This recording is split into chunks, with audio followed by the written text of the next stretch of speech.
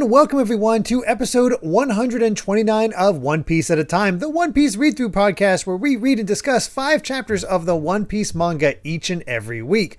I'm your host, Derek Bittner, and I'm joined by my wonderful co-host and freelance letterer at Shonen Jump, Brandon Bovia. How you doing, Brandon? Hello, everybody. I'm Brandon Bovia, of course, a letterer of manga like Dragon Ball Super, Kaiju number 8, and many more. And, we just had one of the most crazy arcs in the entire series, so I think it's rather appropriate that we take this time to just chill out for a little bit, pick up the pieces, wind down, see where everything turned out. Not a lot of it's good. Not a lot of it's good at all. There is a reason this whole section is called the post-war arc.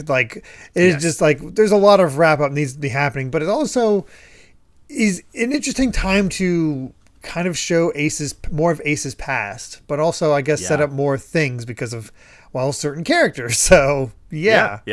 I'm ready to dive into it. There's a lot of really good stuff here. Yeah, there really is, and we've only gotten the smallest of tastes. So let's dive into it with chapter 581, Creeping Future. And I love this set, if only because we start getting we're beyond the Straw Hats pairing up, and now it's just here's other characters pairing up. Here's Shanks and Buggy eating together and chatting it up. Yes, that's cool. He's pouring him some sake. Yeah, got his detached hand. It's great. They have the gorilla serving him ramen. I love all of these. It's really fun to see characters. Time for the animals to hang out with other characters. It rules. It absolutely rules. But I mean, I guess people are certainly happy about we're always what are people going to think about this? This is so brutal. And then we get to the breaking news. Paramount War has ended. Navy headquarters victorious. Whitebeard has been defeated.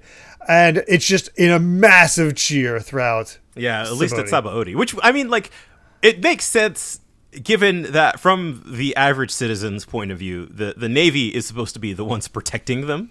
So, Don't think about too hard about how good of a job they're doing at that, but they are technically the quote unquote good guys in this scenario. True, and I mean you can't really blame them, but it is one of those fascinating things. But it's also very interesting that all of the there's something the supernovas. Thank you. I was thinking stars and no, and I went celestial. No, they're not the celestial dragons. The supernovas.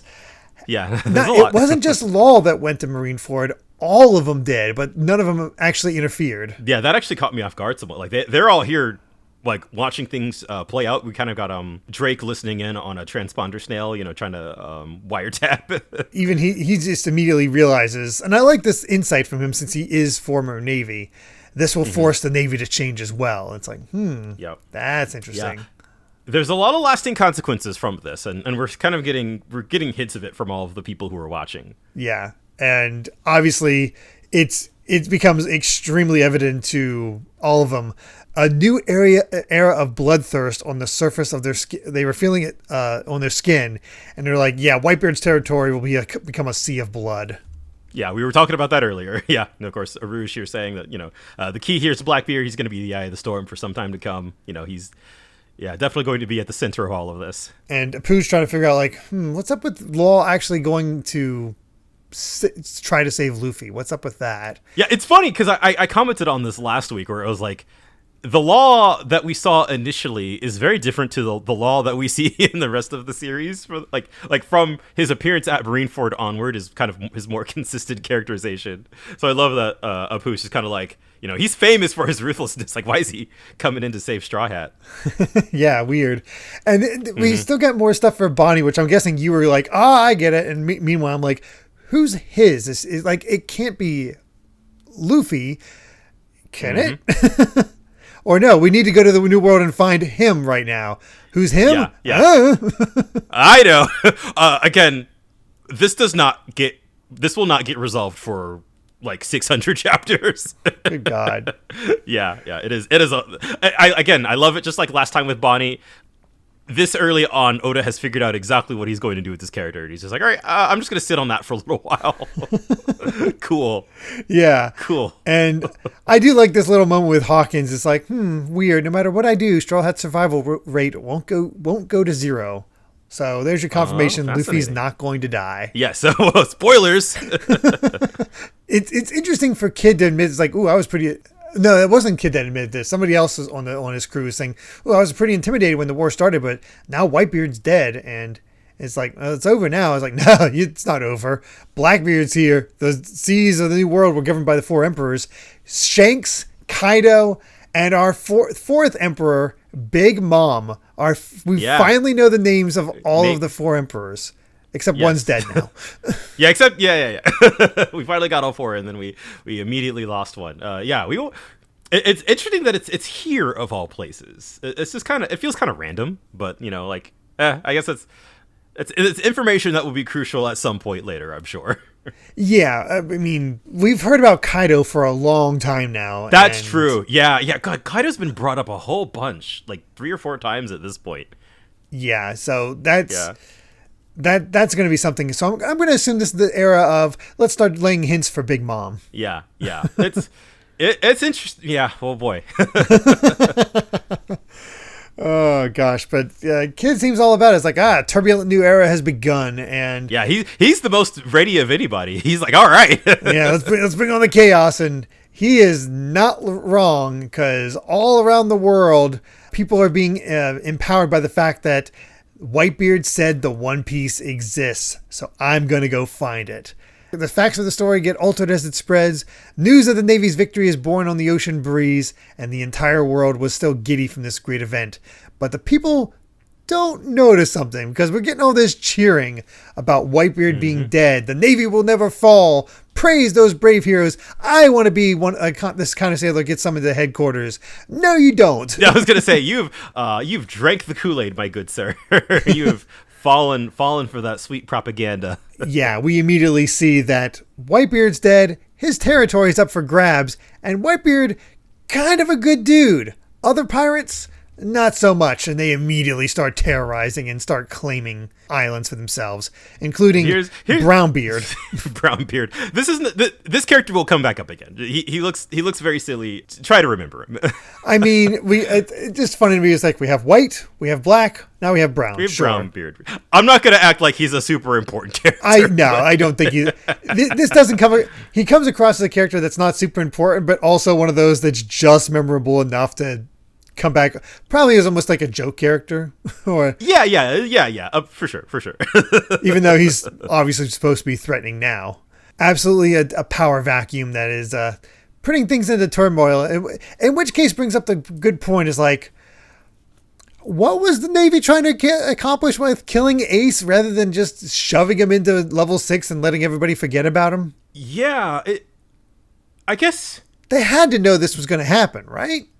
Yeah, that's a good question, because it feels like they got more than they bargained for. They knew that Whitebeard was probably going to come, but and did they think that they wouldn't there wouldn't be a situation where they got to kill both of them?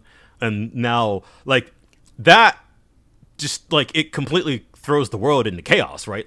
That is sort of adding more turmoil. But I guess if you're if you're down with Aka Inu's version, like his line of thinking of just absolute all pirates must die, yada yada yada, without really kind of considering the consequences of that, there's a very delicate balance of power here that it seems like they just sort of we'll worry about that later. Yeah, very much so. I guess they saw an opportunity and they were going to try to take it and I guess demonstrate their power, but also, it's hard to say. In some forms it makes sense, but in other ones, when you see the outcome, it's like, how could you not see this coming if you won? Yeah, it creates a very interesting tension where I always get the feeling that the Navy's actions are rather short-sighted. They're all about maintaining peace in the short term. Mm-hmm. I don't know, these things have consequences, and these are we're seeing all of the very obvious consequences of this, but I guess they're just we can handle it. It definitely Drake said what he said for a reason. This will force the Navy to change. For better or for worse. it's one of those things where you can kind of see it's okay, cool, we successfully took out one of the 4 lords or four emperors, and that's a good thing, especially the one that was so close to Roger. But it feels like they have already caused a lot of innocent people like undue suffering, and I guess it's fascinating to say that, like, if you think about, I would imagine, like, this island that Brownbeard comes to, that is, like, this used to be Whitebeard's territory. That to me says that that place was probably not part of the, like, world government, the, like, 120 countries or whatever, under the world government's protection. So that does signify to me, I don't really know if they ever really, like, dive deep into this, but, like, the idea that the world government and like places can be under the protection of, like, either or, and, like, that kind of has pros and cons of its own. Right. So it's, again, we still don't have a full view of this world. We still don't. We definitely, we are just getting little bits and pieces, but that's what makes it it's so juicy. It's so fun to think about. But it's time to see how Luffy and the others are doing, because Hancock, had that brilliant plan of, like, I'm going to chase Straw Hat, so come with me on this marine ship, and proceeds to freeze all the men. Yes, of course. Absolutely. And I love that poor little... His name is Beppo. Did we know that his name was Beppo? Yes, they have said Beppo. Okay. It wasn't something I could remember, but it is Beppo. Now that you say it. Okay, yeah. Who was just kind of like, oh God, I thought you were Navy chasing after us. And good Salome falling from under the sea. So that's a good snake. Yeah, can swim? Yeah. Wait, what? Beppo is so meek against Hancock. But out comes Law, and he's like, I did everything I could. He survived the surgery at the very least, but his body's taken a huge amount of accumulated damage. So I can't guarantee he'll survive. When all of a sudden, out pops Eva. Yes, Eva. I love that. I mean, they all have the hearts of maidens, but I guess the love powers don't work, or Hancock decided not to freeze them. Yeah, it definitely seems like she can choose to freeze them. Yeah, it might be because they have the hearts of maidens instead. It could be, but maidens also freeze. So that is true. That is true. Okay, I'll believe that Hancock decided not to turn them to stone. Because we saw some people, like, tripping over her, but didn't immediately fall, like, become stone. Yeah. So I think it's like she can sense it and then pull it out if she so desires. But I'll be honest, I don't think Eva would ever be affected by her. No, absolutely not. The others, I'm more talking about the others. Yeah, no. But they're still celebrating Luffy. It's like, hey, he did really well back there. He's the reason we were able to escape.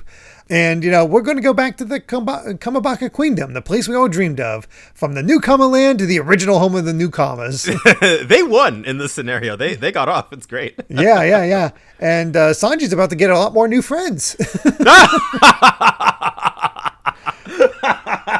Yeah. Good for him. Good for him. But yeah, Eva comes out and just says, like, hey, Straw Hat could barely stand back at Impel Down, so I'm amazed he was able to wreak so much havoc. He did good. But Ace did die right before his eyes, so there's no justice in this world, so it's no wonder his mind and spirit were crushed under the weight of it all. And they immediately started like, you can do it, Straw Hat, you can do it. Just like an Impel Down. Yep. Hancock is just like, oh, if only I could take his place. My poor Luffy is like, man, I wish the Pirate Empress thought of me like that. Yeah, I love the commentary with Law's crew is kind of great. They feel they're just kind of normal guys. Yeah, and one of them just happens to be a bear. Yeah, they're all just like, oh man. And I like that Eva points out, it's like, like, are you talking to Law, like, are you Straw Hat's friend? Law's just like, I didn't have to help him. I could, if you're worried about my motives, I could come up with a reason. So again, just like I pointed out last week, it's interesting that Law chose to step in. I think I know why, but I'm not sure he knows. It's weird. Huh, that's interesting, but he's like, yeah, it's one of those things that I'm like sort of sure about, but not quite. So it's interesting that I don't know if I could 100% explain why he did it. Right. And Eva's like, I don't need a reason. So people just act instinctively sometimes. So there's a reason. And that just might be it. And then out comes Jinbei, and he thanks Law for saving his life. And he's like, hey, you need to stay in bed or you'll die. He's like, no, I've lost something much too important this time. And Luffy's suffering cannot even be imagined. He lost consciousness on the spot as a kind of defense mechanism. So I worry about him when he wakes up. Hancock's like, hey, give me a transponder snail. I'm going to have the Kuja pirates take this submarine across the comm belt, because if the government finds out Luffy's alive, they're going to come after him. So he needs to take shelter on the island of women. Which is kind of the best place to hide him when you think about it. It really is. Like, no one's really going to go there. Nobody's going to think to go there. So, and they still have no idea Hancock had any involvement. Yeah, that's true. Although it is very funny because she was fighting pacifistas. She was fighting pacifistas. She was declaring her love, and she got away with it. She got away with it, I guess, because there's just too much else being. There's too much else happening. They can't be bothered. Yeah, for sure. But we're not going to end there. It's time to check out how Navy headquarters is going. And it looks like crap. Oh, it is. Half that giant building is destroyed. The island's still together, but most of it has been destroyed.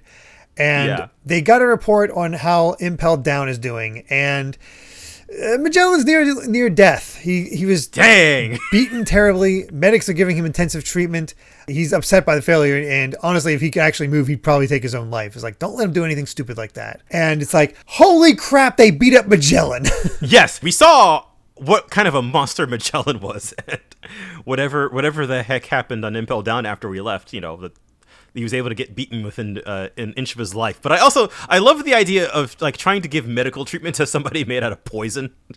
Yeah, good luck. Very much so. Good luck with that. Yeah. But Level 6 is in shambles, and we get a flashback where we find Blackbeard's recruitment process. He wasn't just after somebody specific. He literally comes down here and says, hey, you got nothing to lose, so how about it? Kill each other in those cages. I'll free whoever survives to the very end. And that's how he decided who was going to join his crew. Might makes right, baby. It's just in some ways it's kind of the purest form of democracy when you think about it. Yeah. I need to also mention a comment informing me of this. I forget the guy's name, but the super giant. Oh, San Juan Wolf. Yes, the one that was like, is he as big as Oars? No, according to a comment, he's bigger than Oars. Yeah, I don't remember the exact number off the top of my head, but somewhere, I don't think quite twice as big, but somewhere in that ballpark, like a little less than double his size. I thought of it because we have this panel showing Marineford from a distance, and I'm like, oh right, he was hiding behind it. Yeah, Oars went up to the execution platform, and the other guy, San Juan, is hiding behind it. Like, oh no, they saw me. It's like, oh. Yeah. Somehow Oars is not the biggest, so what the hell is this guy's deal? I'll be frank with you, I've got no freaking idea. No, I figure not. What is he? But he took the strongest. He only took 4 with him, and there are still many who are missing from the cells. So, yeah, other level 6 prisoners are on the loose, and it's like, oh god, more headache to deal with. Yeah, and poor Sengoku, he's just like, all right, figure out who's missing and create wanted posters for the entire world. That anybody who's like a level 6 level prisoner could cause unimaginable chaos by simply infiltrating a nation. And then this other guy, I think this guy, he's a recurring character. He has a name. I don't think we know it yet. I want to say he's one of the vice admirals, but I'm not 100% sure. Yeah, he's for sure a vice I think he's on the level admiral. of manga. Yeah, definitely. But yeah, Sengoku gets bad news. World government has said that the incident must be covered up, and any more blunders on our part will cause a loss in confidence in the government itself. So they're not even going to warn the people. They want to keep face that badly. This they do. You gotta love that. Even somebody as high up as Sengoku is like, what? This is very similar to at the end of Alabasta. Smoker was like, we didn't do it, the Straw Hats did it. Like, I can't take credit for this, but it's wild that even somebody as high up as Sengoku also has to deal with, again, just like the propaganda, the hiding the information, all that fun stuff. And it makes you wonder, like you brought up Alabasta, and we remember how Smoker wanted to deny the promotion and the credit for it, right? Until he was like, no, I'm going to become leader so I can fix this place. Basically, is the intent that seemed to come from it. I don't know if he could, even if he becomes Fleet Admiral. Yeah, because clearly Yes, Sengoku's got his hands full, and he's basically at the tippy top, and he's just like, he's just, this poor guy's so stressed out. Yep, and he's not even getting the worst of it. No, Yep. That would be Moria, who in Marineford is for some reason having a fight with Doflamingo and the pacifistas. And Doflamingo just says, nah, you're not strong enough to bear the title of warlord anymore. At least you get to go out with honor. It'll be assumed you died in the Paramount War. And Moria just asks, who sent you, Sengoku? Nope, someone even higher up.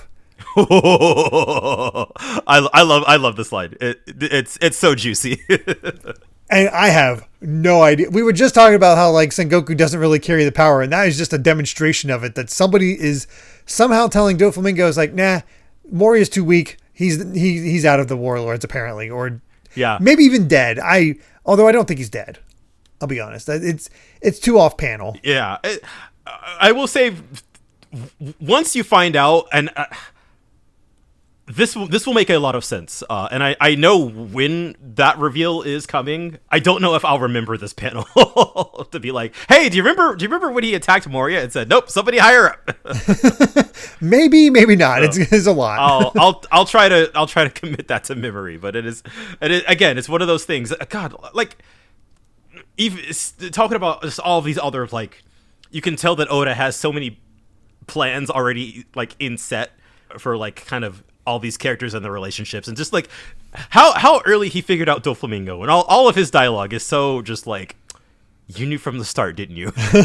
Yeah, he knew what he was doing with Doflamingo, and absolutely. I can't wait to see it pay off. Yeah. But in the meantime, let's continue on to chapter 582, Luffy and Ace. Another 2-page spread. We're playing some soccer. Yeah. Wasn't there a One Piece soccer game? There was a One Piece soccer short, like one of the movies that had one of the shorts. It's like Dream Soccer something. Yeah. That was fun, but this is just the Straw Hats playing against each other in a somehow more deadly game because the soccer ball is spiked and iron. Well, hey, it's a good thing that Frankie's the goalie. Yeah, for sure. But it's time to check in on the world because, 2 weeks after the Paramount War, its effects have begun to surface around the world, and we got pirate ships in the West Blue's Lascombe Sea, reinforcements needed to protect them, other pirates planning to go to the Grand Line. Man, you get the sense that they're getting kind of spread thin. Yeah, that's that. I think that's what this trying to convey there is like, oh, the Navy is really getting spread out now. Yeah. Again, we talked about those consequences. Yep. But we get a little flashback about Eva leaving and is like, okay, I'm going to head to Kamabaka Kingdom. I'm going to leave the rest of you, Jinbei.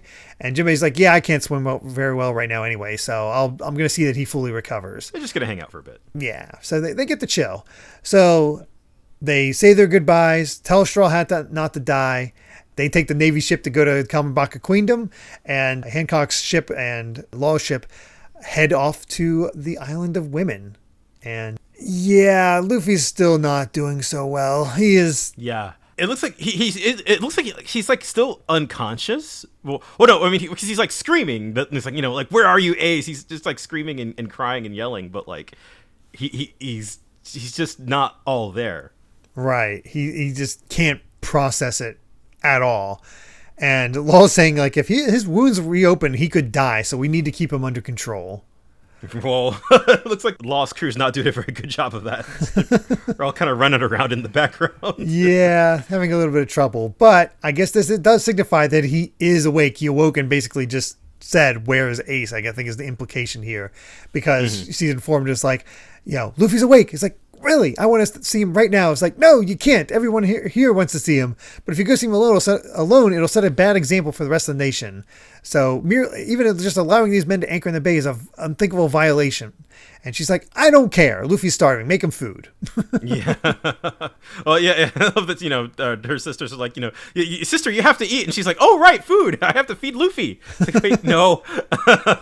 And I'm going to bring it to him. And it's like, I'm sorry, this is cute. It is cute. It is like she's just. She's worried about him. Remember, this is the woman who was introduced by kicking a puppy. Yeah. And it's like, oh, she's adorable. Like, oh God, her beauty has won over. Yeah. Again, poor Grandma Neon's just like she's been infected with a powerful virus. But she's even more impressed with Luffy. It's like repeating the ant diving into a hurricane line, but returning alive is something only a god could do. What do the heavens want from that man? That is an interesting piece of dialogue. Yes, it is. That is all I will say on that. Luffy and Jinbei are elsewhere. The Empress is like, do not leave the camp or else you will be in trouble. And they're just like, we could take a peek. You'll be killed, but we could take a peek, but we'll be killed. This feels like an extreme version of like the anime hot springs trope. Right. Yeah. And I love Beppo's just like, I wonder if there are any female bears here. I mean, I think there are, maybe. I mean, if it's anything like the Kamabaka Queendom, where they're all, even the animals are queens. True. But Luffy is kind of rampaging. He is destroying the forest. And his hands are bloody, wounds probably reopening. He's looking extremely rough.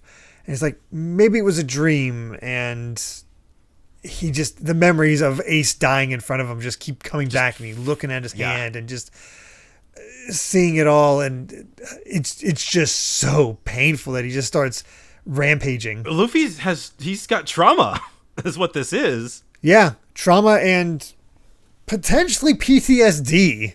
Yeah, for sure. Like he just keeps flashing back to just Ace's final moments, and he's just just going on a rampage, punching trees and injuring himself, just goes on for a couple pages. That is a look he gives to his worst enemies when he looks up at Jinbei, and even you get to tell Jinbei is even a little disturbed by it. It's like, oh God. Yeah. And he's just like, the war is over. Ace says, no, don't say it. I twisted my cheek until it almost tore off. So if it was a bad dream, I'd be awake. But it's not a dream, is it? Ace is really dead.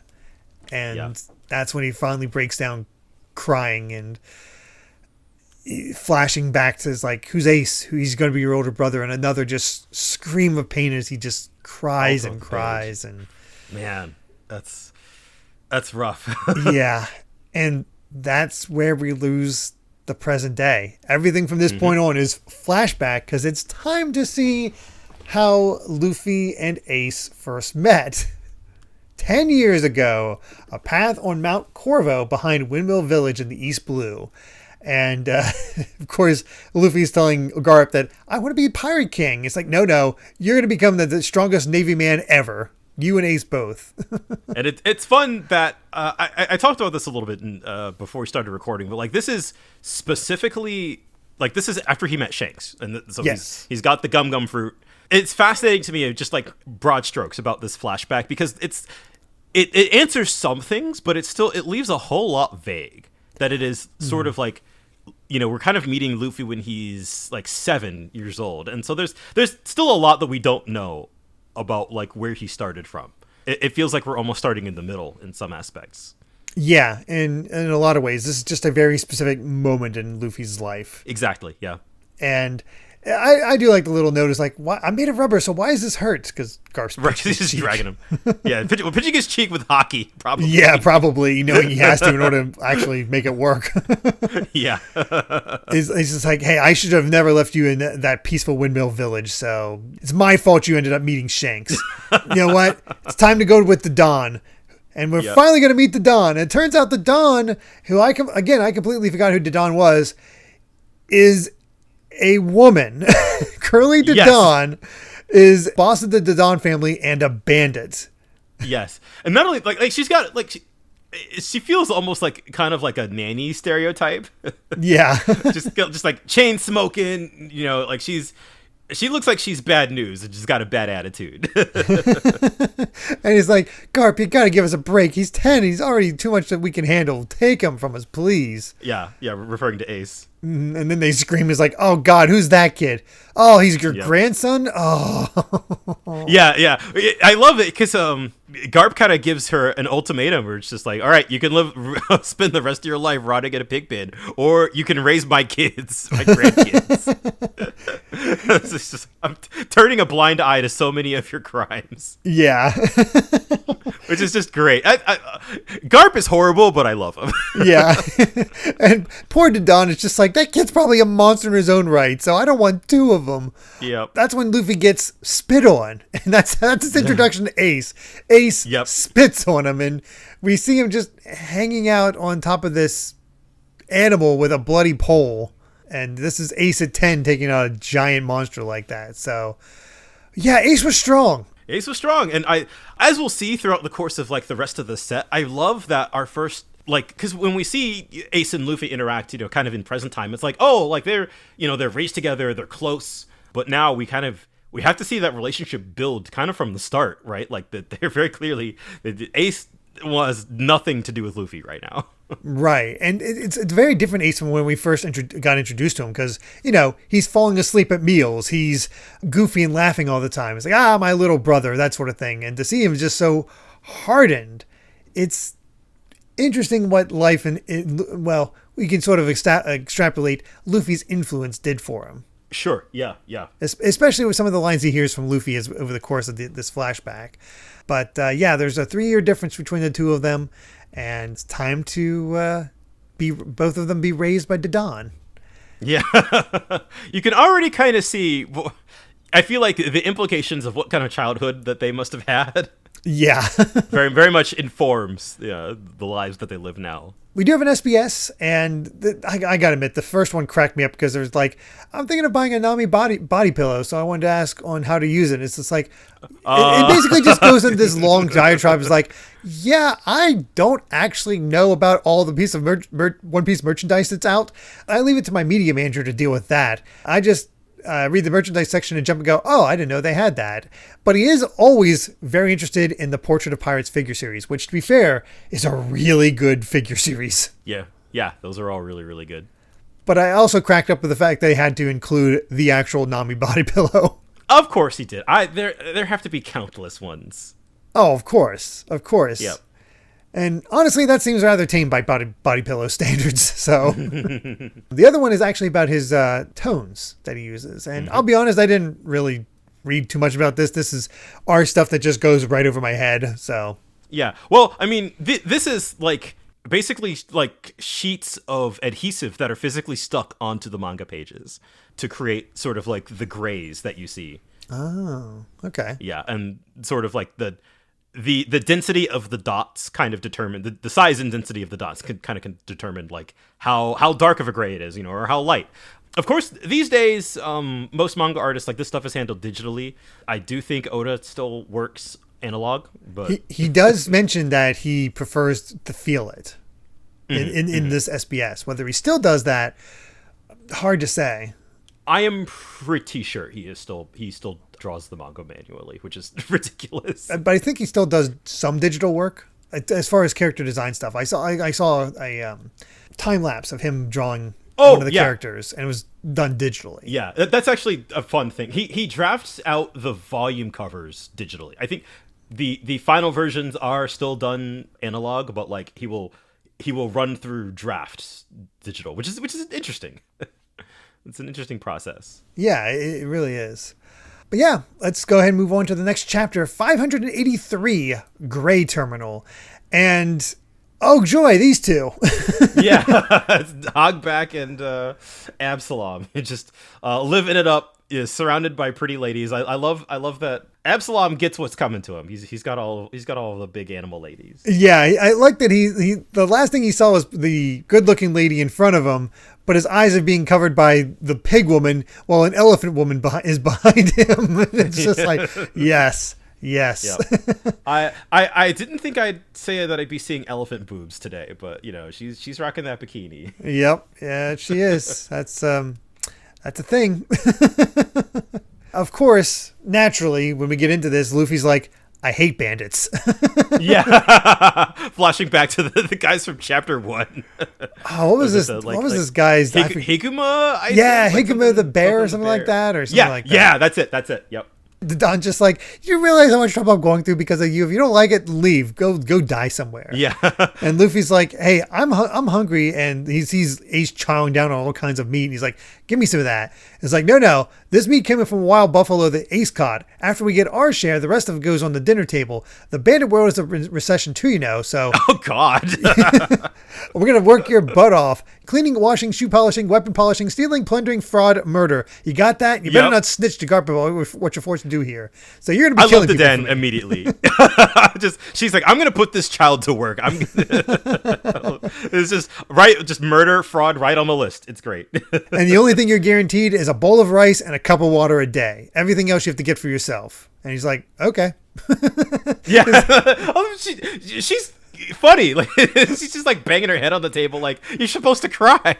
I just kept interpreting the Don as like this serious old man about how it's like, hey, you beat somebody up in town again. Oh yeah, because we saw the Don in shadow, so you're just like, I love one of Ace's last lines before he died, where he's like, man, dying makes me nostalgic for Dadan. And now we've only had her for a couple pages, and you're like, I get it. Okay, yep. Yeah. I understand now. And Luffy just says, it's like, hey, yeah, that's right. Grandpa left me in the jungle alone one time. Had all these earthworms, frogs, snakes, mushrooms I could ever want. So I'm going to be a pirate myself someday, so I'm going to take care of myself. And it's like, wait, pirate? And Ace leaves, he chases after, and it's like, this is why I didn't want Garp's kid. Yeah. Yeah, I love the idea that like she's trying to intimidate Luffy, but she's like, nothing phases him. Like, I love this because for two reasons. This next page, because he's following after Ace, is like, hey, I'm not mad at you for spitting on me anymore. And we get a flashback to how Shanks has changed him, where remember, he yelled at him for being a weakling for not fighting him. He's like, no, he just got some grog on me. That's all. Needless killing doesn't make you a man. So he's taken that lesson to heart this early on. And it has been a bit of time because you can see Luffy's hair has grown out since that flashback. It's kind of fascinating that way. So was Luffy like, what, 5 before? Yeah, maybe 5 or 6. Something like that. But also it does feel like the way that Garp was talking when he was dragging him to Dadan's, it felt like his meeting with Shanks may have just happened. Like, it feels like it was, the way he was talking made it sound like could have been the day after, as far as I know. It could have been, but also could have seen that Garp comes back and sees that Luffy's talking about like this. Is like, okay, time to take you to Dadan. Yeah, because you probably get the sense that like Garp is leaving Luffy in Dadan's hands because he's not, he's off doing his job, so he can't be around all the time. Yeah. So they're left to their own devices, which involves Luffy wanting to become friends with Ace and Ace chucking a tree at him. So like he goes across the bridge, Luffy's trying to go after him, and Ace knocks him off the bridge. Yeah, he is not having it. No. Nope. Yeah, it's kind of adorable in that like Luffy's he's like the adorable little brother who just wants to follow Ace around everywhere, and Ace, he's just like, leave me alone. Just, leaves him for dead, basically. How adorable. Then they find out, it's like, hey, where's Luffy? He's like, I don't know. Boss, this is really bad if we lose him on the first day. It's like, forget about him. If he dies, he dies. I don't care what happens to Ace anymore. If he wanders off and dies in a ditch, all you have to do is tell Garp it was an accident. So, we'll carrying this to Dawn. Yep. Yeah, and well, I love like Ace is listening in on this, and you get the sense, does Dawn know? The way that he's a demon child. Like, imagine what will happen if the government comes snooping around. So does I think that Dawn knows. Okay. It really seems that way. The vibe I get from Ace is that this is not the first time he's heard this. He's just like, all right, she's just another one of them. Another one of those people who just hates him for existing. He hears it in town. He hears it from Dadan, so no wonder he is like, is it better off if I just die? Mm-hmm, mm-hmm. But after a week, Luffy comes back. It was a little worse for wear. It's like, where were you? It's like, oh, I was being chased by wolves at the bottom of the gorge. It's like, all right, go to bed. I'm going to start working you like a dog tomorrow. Hey, he looks happy to be sleeping on an actual bed. Yeah. So Ace goes to leave, and Luffy immediately comes out and says, hey, take me with you. Let's be friends. Yep. We get a little bit of a montage. Months of Luffy continually trying to follow Ace and not doing any work with the Dawn, but basically training in ways about how to survive in this wilderness and actually be able to follow Ace as he's attacked by just about every single animal. Also falls in the water and fortunately gets rescued by one of the bandits. Again, I feel like you start to see what turned Luffy into the person he is today. Very much so. And after 3 months, he finally makes it through the forest and discovers behind Mount Corvo a horrible stench that always lingers as the loads of junk that filled the mountain of trash perpetually smoke from spontaneous combustion caused by the sunlight. All things unwanted end up here, even people. It's a place beyond the reach of the law or of doctors, rife with crime and disease. This is Gray Terminal, last stop for all discarded things. And we have slums in One Piece now, so that's great. Yeah, it very much is the slums from Final Fantasy VII, isn't it? Yeah, it is. Yeah, basically 1-to-1. We're gonna get our Midgard. Don't worry. Yeah. But Ace has arrived and calls out for a boy named Sabo, and hey, I'm sorry I'm late. It's like, yeah, you are late. I already finished a job in town. It's like, oh, so did I. And we get to meet Sabo, also age 10, who lives at the terminal. Ace has a friend. Yeah, Ace has a friend. He mentioned him again, just offhand briefly while he was dying. So here's that character. We finally get to meet him, and they're gathering up money in a way that's very reminiscent of Nami. Yeah, it does. Yeah, and it's sort of the opposite. They're saving up to become pirates. Right.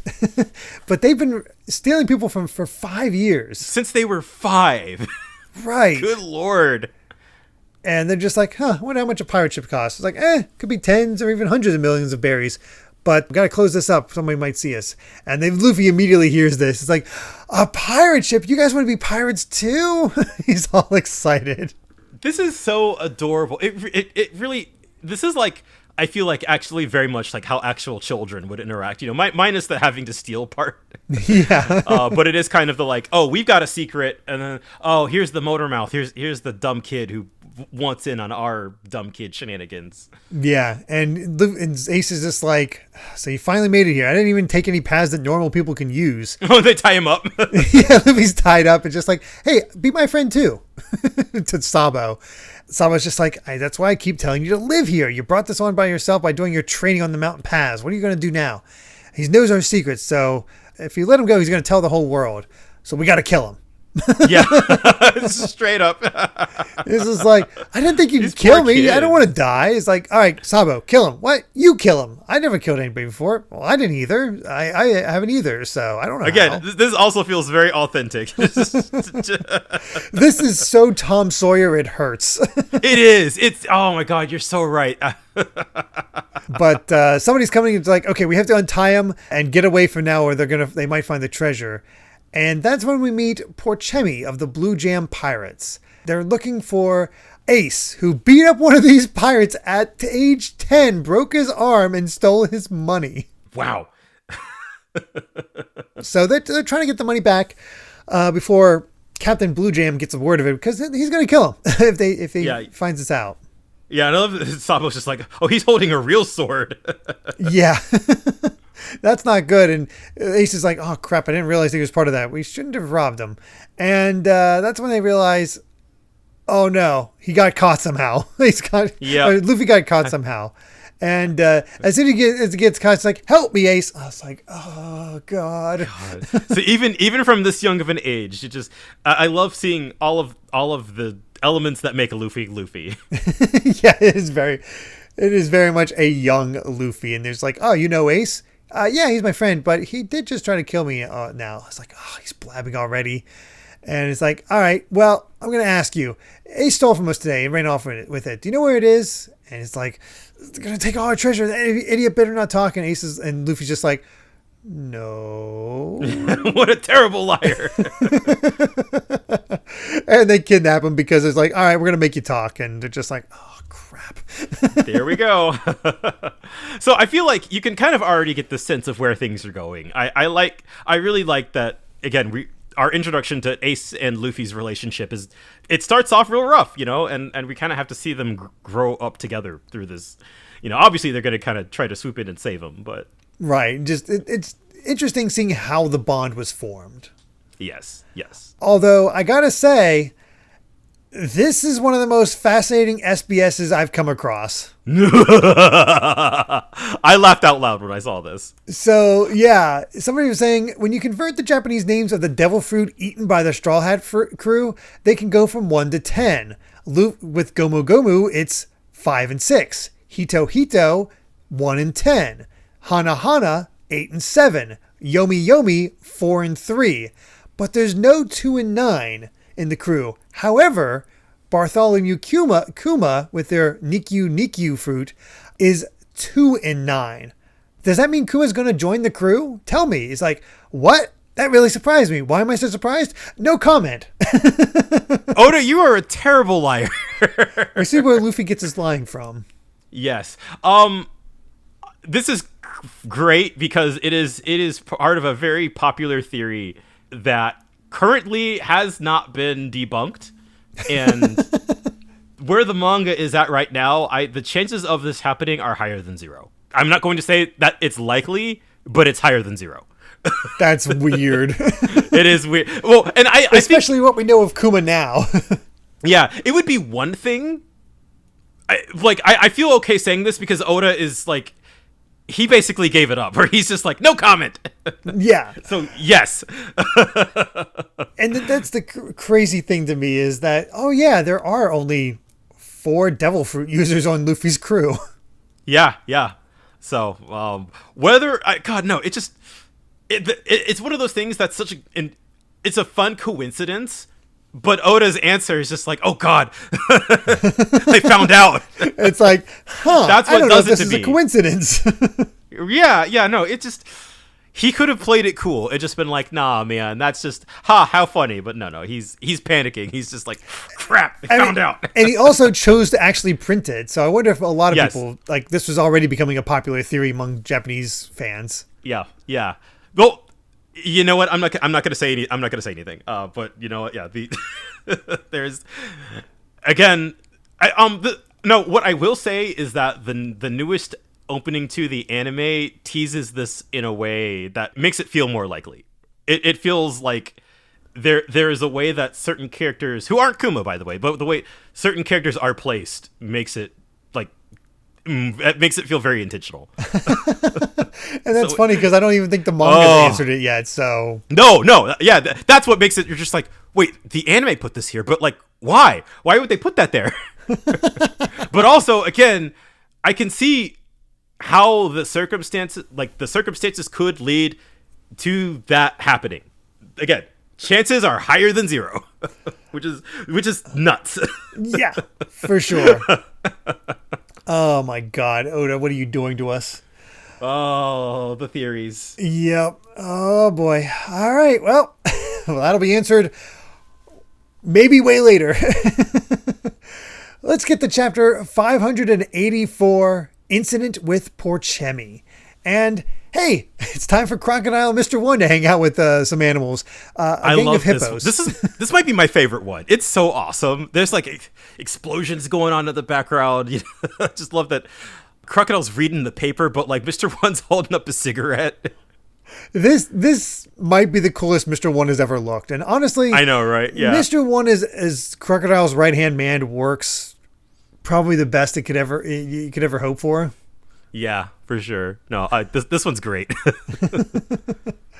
But into the chapter itself, Luffy's declaring, I'm not telling you nothing. And Porchemi here is just like, you know, I'm going to smack you with a hammer, and crushes him with a giant hammer, and Luffy's fine. It's like, yeah, I ate the gum fruit. Yeah, and I feel like easy to forget, you know, we're out here in the East Blue, basically in the middle of nowhere. So devil fruits are, you know, still relatively rare. Yeah, it took us a long time to start meeting other devil fruits. Nowadays, it feels so common, but we commented for a while about how I think Buggy was the only other one in the East Blue that have a devil fruit. And Smoker. Off the top of my head, yeah. Well, yeah, I guess you can count Smoker. Yeah, it's close enough. Fortunately, this guy is like, fortunately for Porchemi, he's like, okay, well, hammer doesn't work. Give me my gloves. And just gets these spiked gloves and starts punching Luffy like a punching bag. Like, literally has him raised up in the air. Yeah, no, this guy's actually bad news. Yeah, and they're even surprised that it worked. It's like, hey, Captain Blue Jay is a fiend in his own right, so we got to do this to you, kid. We got to get that money back. And poor Luffy's just like, that hurt. I'm scared. Help. Yeah. But also, yeah, he still hasn't talked, you know? Yeah. And what are Ace and Sabo doing? Well, the first thing they do is mount a rescue. They're going back to get their treasure secured in another place. Yeah. This whole sequence kind of feels like a mob movie. Very much so. They're just stashing everything away. The pirates are trying to find out where Sabo and Ace are, and nobody's really telling anything. It is interesting. There's this sort of pact among all the people of the Gray Terminal. Yeah, I hadn't thought about that, but you're right. There's like, you know, they kind of protect their own kind, you know, which it makes sense when you think about it. Like, they're all basically, you know, like they're all people who live in the slums. So, you know, they have nothing if not each other. It's a common thing among the homeless in stories, and probably, you know, obviously probably real life too. But it's an interesting aspect here, especially when we see the context of them being in the Gray Terminal, or like what it really means. But Sabo comes to Ace and is like, hey, that Luffy still hasn't talked despite it being sundown. He's been getting beat for hours, and he still hasn't given it up to them. And we get a little bit of a map. It's like, okay, here's Windmill Village, here's Mount Corvo, here's the Middle Forest, and there's the Gray Terminal where and then close to that is Pirates Bay where they docked. And just hidden above that is Goa Kingdom. Notice, like, you don't notice it at first, but it's like, Yeah, no, it's... I do love how we're kind of getting piece by piece. We're just like, kind of our knowledge of this area is growing out. For sure. Yeah. And that's when we meet Blue Jam. He's like, okay, where's Porchemi? It shouldn't take this long to cash everything. He better not have taken the money and run. And Porchemi's getting more desperate. It's just beating the heck out of Luffy. And even his crewmates are just like, you know, like, this guy's a kid. You know, there's no point anymore. Yeah, he can't even scream. So it's too cruel. I can't take it. And that's when Porchemi just knocks him out. Yeah. It's like, go find Ace and Sabo. Our lives are in danger too. The other guys are just like, should we call the sheriff? It's like, nah, the law doesn't reach to this trash mountain.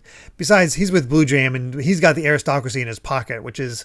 That is an interesting line. Yeah, that's for sure. Okay. That's a bad sign. Yeah, they're in cahoots with pirates or something. Yeah. Yeah, and it's just like, they don't. The aristocracy doesn't care any corpses come out of the trash mountain. We're just garbage. And this, I know I'm playing my cards early, but like this reminds me of of a certain someone. Yeah, for sure. But Luffy still won't tell. He just keeps repeating it, and Porchemi has finally had enough. He gets out his sword, ready to just kill Luffy. And that's when Sabo and Ace burst through, beat him over the head, and we're finally here to rescue Luffy.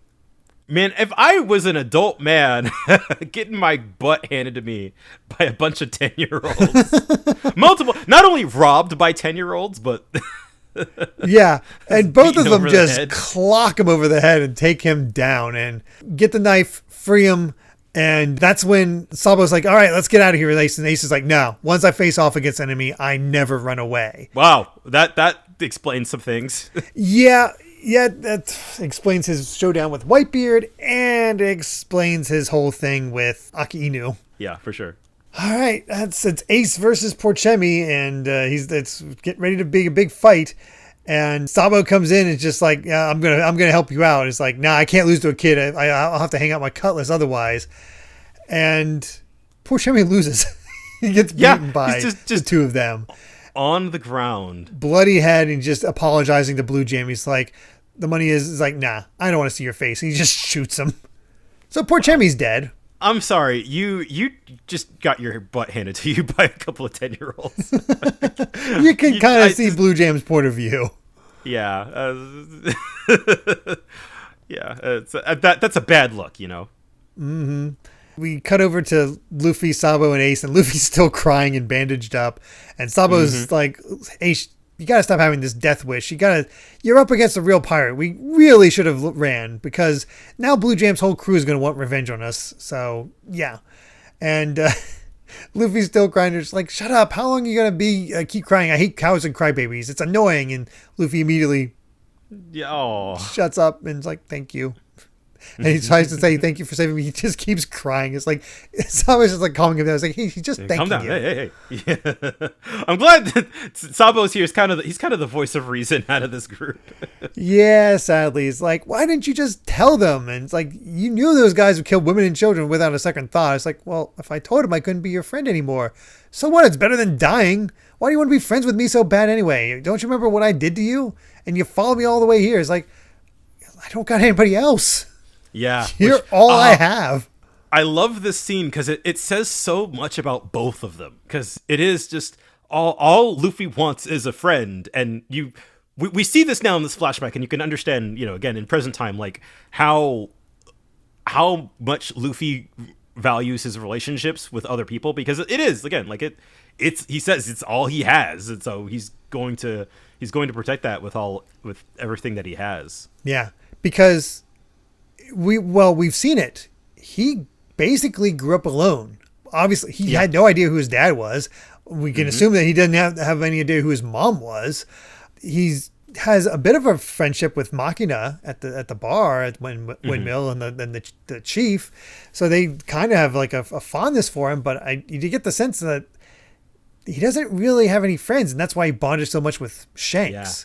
Yeah, I was gonna say, I feel like you could take one look at Shanks, and you could definitely see like a child Luffy being like, like Shanks has this big group of friends. They just get to travel all over the world. Like he wants that, He wants to be able to kind of live out his life, on his terms, and just like he says that he doesn't want to be alone. He hates it more than being hurt. Like, yeah, and after his experience with bandits, obviously he does not want to be with the Don. Yes, and Ace is just like, wait. So you feel better when you're around me. You actually need me. Yes. Yeah. And here's Ace's part of it. Do you want me to be alive? Of course. And that changes his mind. It's like, okay, but I hate little babies like you. It's like, I'm not a baby. I'm strong. Then what are you crying for? He's like, you ever get punched with spikes? I'm only 7. When I'm your age, I'll never cry. I'll be tougher than you. Oh God, they're so adorable. And it's just, I love the idea that is, again, like Luffy doesn't want to be alone, but it's like Ace, who's lived his whole life not knowing if he's allowed to exist, and he flashes back to all of those, just like, like, oh, if Gold Roger had a kid, like we can't, shouldn't be allowed to live, demon child, blah blah blah. So here's Luffy basically being the first person to just kind of love Ace for who he is. Yeah, exactly. And Sabo is basically like, okay, we can't really stay here anymore. We're going to get hunted by those pirates, so we need somewhere to go. So rather than Ace moving into the Great Terminal, Sabo comes to live with the Dawn. Yeah, poor Dawn. She's just like, oh God, not another one. I like this. I heard you were a dirty little troublemaker. Oh, I heard you're a nasty old hag. Where'd you hear that nonsense? So now it's the 3 of these boys living together, living it up, battling mountain beasts and the jungles and the gangsters of the town, the villains of the Trash Mountain and the pirates of the bay.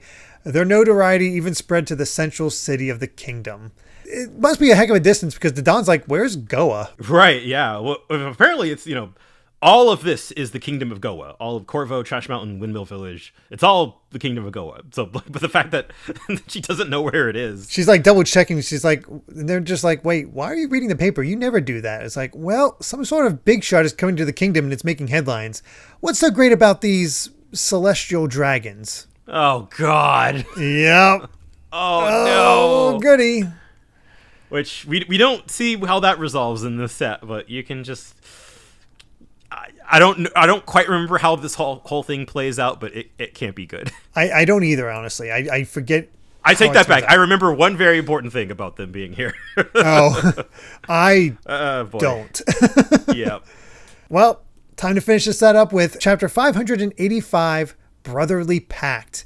And hey, we get to see Magellan and Hanya Ball hanging out. And I love that Hanya Ball is wearing a shirt that says promotion.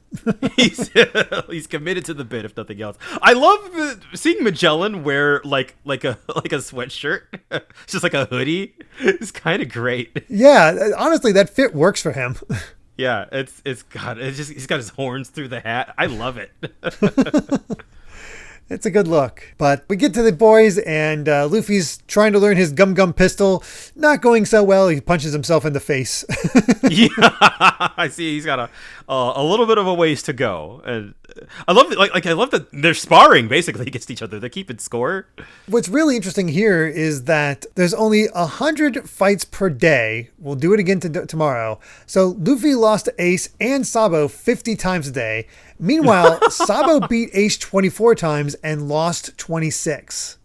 So he's actually, I mean, we've seen it. He's quite strong for his age. Yeah, Sabo, you wouldn't think it. Like, you just don't get that sense because you know, like, Ace's reputation. But there's a reason, like, and the fact that he was trying to run from the fight with the pirates. But no, he actually is as strong as Ace. Yeah, and it's they've all been growing up in the harsh conditions of Mount Corvo here. Which again, it's just like this explains a lot about their upbringing, about how strong they are. And I love just how like natural they are together. It's like, all right, hey, there's a crocodile. Let's get some food. It's great with rice. It's like, yeah, but try not to get eaten. You only survive because you got swallowed whole. It's like, my God, they captured the crocodile and these three little monster boys. Yeah, they're all just running rampant. It's great. But we learn a little bit more about Great Terminal because even further north, there's a huge stone wall that blocks the road, and all travelers must pass through this great gate. And loads of garbage gathered from all over the land are dumped here twice a day. And of course, the citizens are like, hey, cool, trash, let's go treasure hunting. Any food? And the people of Trash Mountain make a living by collecting recyclable materials and selling them in town. But none of them actually wants to live in the city, for they know that life could be even more miserable there, which is, oh boy. I'm such a sucker for this kind of thing. Oh yeah. By the way, just again, we talked about like the slums, Midgard, FF7, like I'm such a big sucker in stories of like, well, you got the heap of trash where like these are where all of the forgotten people are, but it's perhaps maybe the most human. But then you've got the big city where the rich people live it up, but how free are they truly? And there's even degrees within the city itself, which makes sense. True, yeah. You got Edgetown, where the stench of trash hangs in the air, and it's where street punks and gangsters gather. But a little further in is the tidier Central Town. And in the middle of that, surrounded by a high stone wall, is the Highland, where the royal family and the aristocrats live.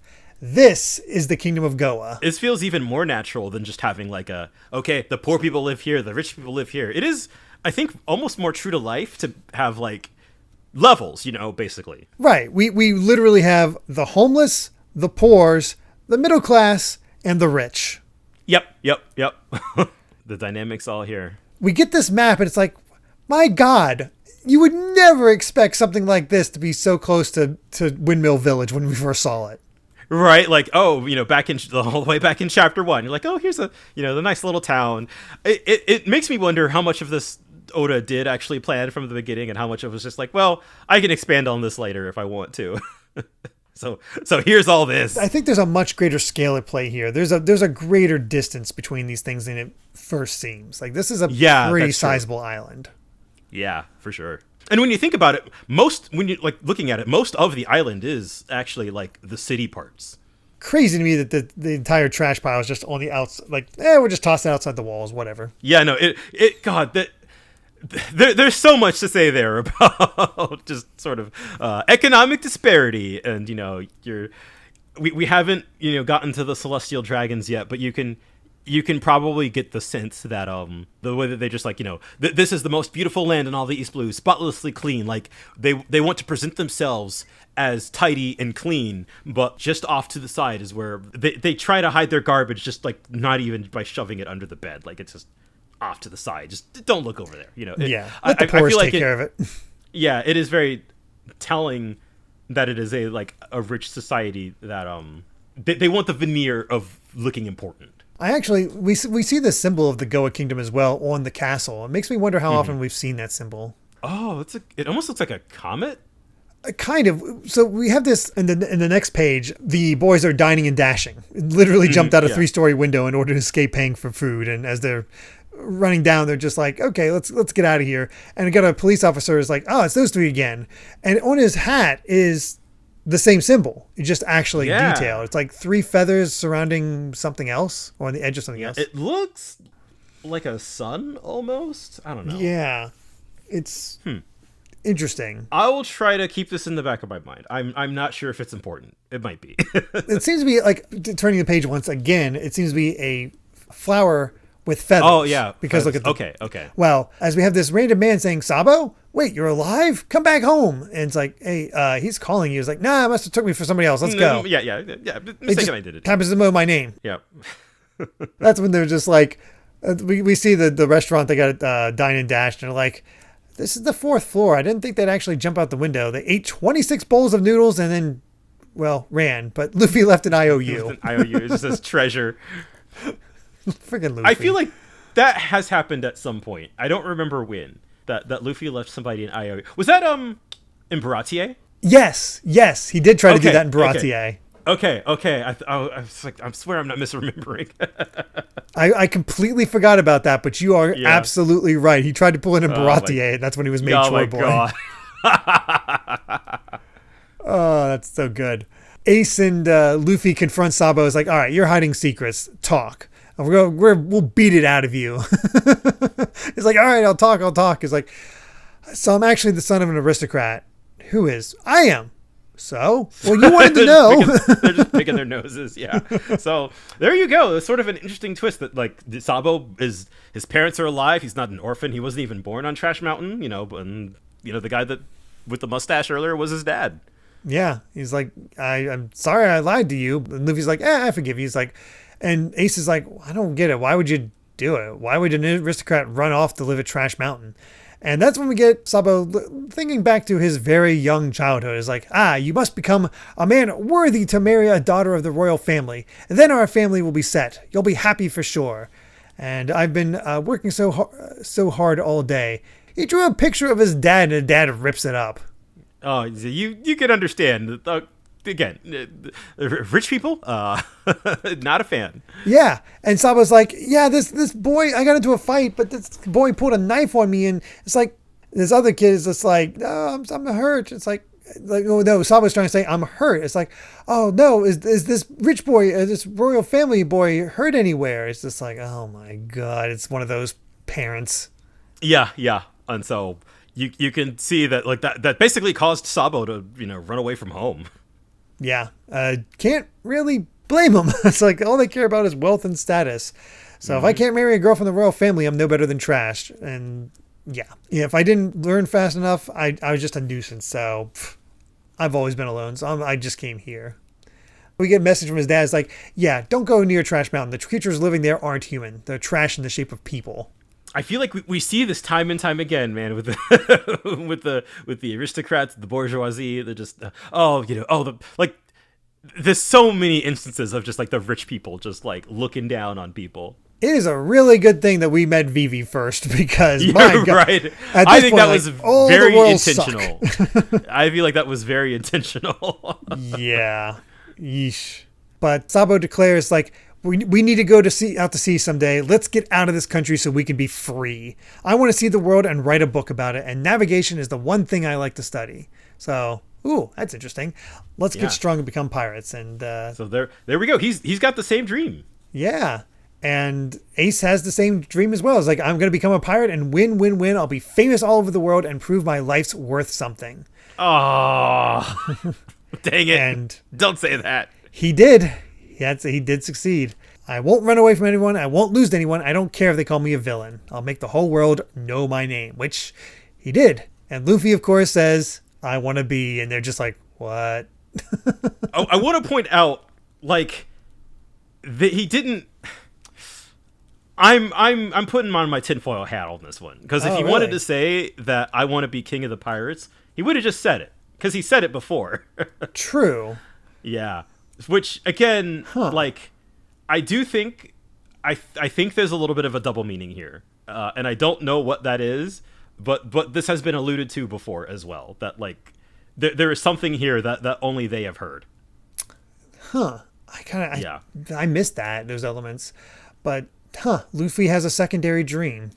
Yeah. Or, I think it could also be tied specifically to becoming king of the pirates, but I don't know what that is, but there are allusions to this later of like, okay, there's like something else to this also. Huh. Yeah, I'm quite curious about that. Yeah. That is a mystery that has not been answered yet. But but then Sabo points out, I was like, oh, we all want to be captains. And Lisa's like, oh, I thought you wanted to be a navigator on my ship. It's like, well, Luffy's just like, well, join my crew. It's like, no, we'll decide our future in the future. And hey, maybe we'll even go to sea separately. So they stole the Don's bottle of sake. So that's how they got the drinks. Yep. Each pour a cup, and it's like, all right, when we become pirates, we might not be on the same ship together, but the three of us will always be brothers. This bond's never going to be broken. We're starting today, we're brothers, and we get those little flashes, and yes, yeah, that's how they became brothers. I do want to point out that during Marineford, we saw this shot of them pouring the booze into the like ceremonial cups. We saw that there was just the edge of a third cup. Oda was very much aware of Sabo. Yes. So if you might be reading this for the first time, you're like, who's this guy? Like, this is out of nowhere. Like, yeah. Yep. There's something here. There's just something fun about seeing all the adventures they go on to. Just all these different scenes with them. We get to see Machina. We get to see how Machina is beloved by the people. It's like everybody has crushes on her. She even helps out Sabo and Ace to size them up for new outfits, and the mayor's of course talking down Luffy, and the Don's in the background like, we got booze. Yeah, this is great. They're all like their own little family. Beating up tigers, training with Garp, and then they abandon the Don and make themselves a treehouse, just living on their own. Adorable. It's kind of wonderful.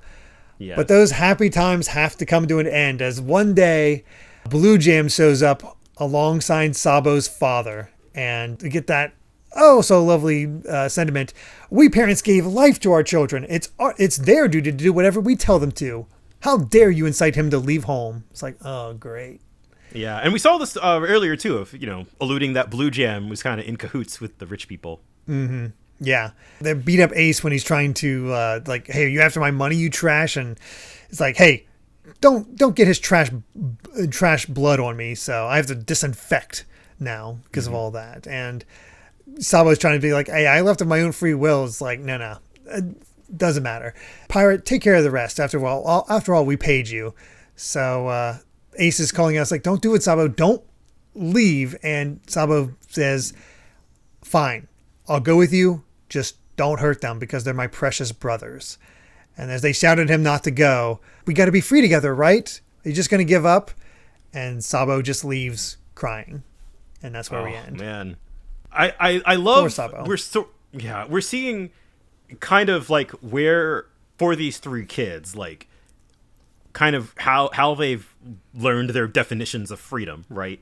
Mm-hmm. Like we're seeing them live under like this oppressive system, and that is sort of like what instills in them the desire to be free. And like it's interesting seeing it from Sabo's perspective, because he is a noble, and that his desire for freedom comes from just like the just terrible stuffy life that he's lived, which I guess it's interesting that it gives him kind of a different perspective relative to Ace and Luffy, who all like grew up with nothing basically, but they all still want the same thing in the end. Honestly, it's a great brothership. Again, it's very much a Tom Sawyer, Huck Finn sort of thing. Yeah, kind of. Because Tom did all these troublemaking things despite coming from a well-to-do family. Mm-hmm. So, fascinating stuff. Looking forward. This is obviously not the end of the flashback. I think we have a bit more to go, but it is a very interesting set of information we're getting. It is, because Luffy still has another brother out there. Yeah, he does. And it's like, how to put this? I love that we have had to wait this long to get backstory on Luffy. Almost 600 chapters in, and it's like we're finally kind of understanding who he is and where he came from. And I again, that's one of the best things about One Piece is how often Oda is willing to like keep his cards close to the chest for years and years and years. So, finally getting to kind of learn this backstory is really fascinating. Which is really funny because on the outside you just think, oh yeah, we know Luffy's backstory. He got inspired by Shanks in the very first chapter, and then you learn more. Like, oh no, there's more. There's a bit more to his backstory. Yeah. Well, also even now I feel like we haven't learned the whole thing. You know, I'm still personally very fascinated as to like what Luffy's life was like before he met Shanks. You know, like why did Dragon abandon him? You know, where's his mom? You know, things like that. Like what sort of led to Garp being the one to take responsibility? Like those are all still things that like we don't know. Yeah. So it's interesting that this set of this flashback is set in a very like specific pocket of time.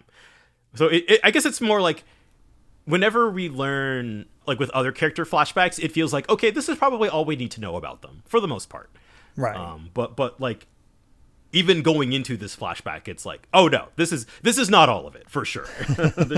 there's more to it than this. There has to be. I don't know if we'll ever learn it, but Oda has chosen to tell this particular part of Luffy's story. Yeah. We do have an SBS, and it is worth mentioning because this is how we learn what Sengoku's devil fruit is. And I was blown away by this. This is why I didn't say it, because I didn't know when, but I knew it was coming. I had no idea. He's a Zoan type. Yes. But his devil fruit is the human fruit model Buddha. And it's a mythical beast. Apparently, Buddha is a mythical beast. Wow. Oh, I'm laughing for multiple reasons. I swear it might have been in an earlier SBS where somebody was like, what would happen if a human ate the human fruit? Because like Chopper, you know, who was a reindeer, ate the human fruit. Right. And so that gave him the ability to sort of go between reindeer and human. So now we have sort of seen in a weird effed up kind of way what happens when a human eats the human fruit. Yeah, mostly nothing except when he goes into that giant form as a Buddha. So yes. This is really important, and I will have more to say on this in the very far future. I just love how we've had like dog fruit, this model and so forth. It's just, it never occurred to me there'd be multiple models of the human fruit. Exactly, right? Like, and if it's Buddha, like, what kind of category does that put that in, right? Like, what are the other models of human fruit that are out there? Right. Oh my gosh. It's All right. Well, with that, I believe we've said all we've wanted to say about chapters 581 to 585 of One Piece. Thank you so much for listening, and you can find more of my ramblings and stream VODs over at Bitnerd Games on YouTube or Bitnerd with an underscore at the end on Twitter. And Brandon, where can everyone find you at? I'm at Brandon Bovia on Twitter, talking about anime, manga, games, and my job, and that's pretty much it. Cool. And if you'd like to help us out more, you can support the podcast over at patreon.com/Derek Bittner. That's DERRICKBITNER to listen to the next episode ad-free 3 days early. And make sure to return next time as we discuss chapters 586 to 590 of One Piece. So until then, my friends, bye. Remember to take life one piece at a time.